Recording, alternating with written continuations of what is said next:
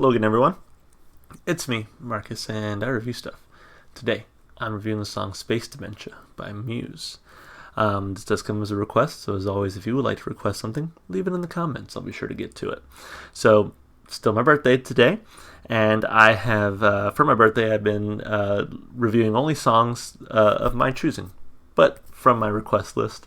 And so, I knew I had to get to some Muse today, I really enjoy their style. Matt Bellamy to me is like a legend already from what I've heard. So, just wanted to hear some Muse. And with that, let's listen to it. So, let's set the randomizer aside for today. I get to pick, and this is what I picked. So, let's check it out. Space Dementia, Muse, here we go.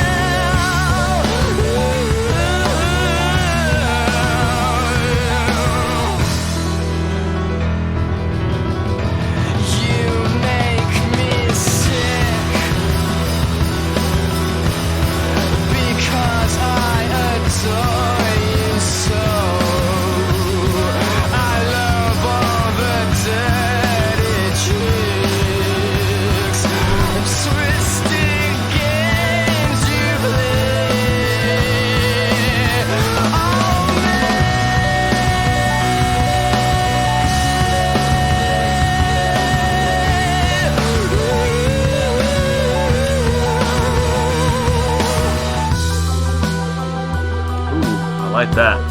That's cool.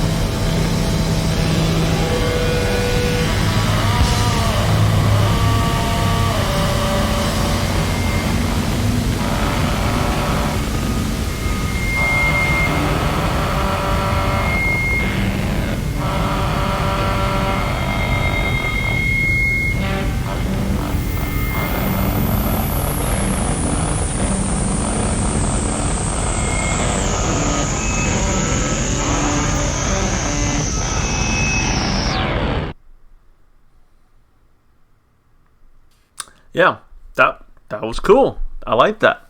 Really enjoyed it's called Space Dementia, but really the spacey vibe to it. Just really loved it. Yeah, great work from Muse.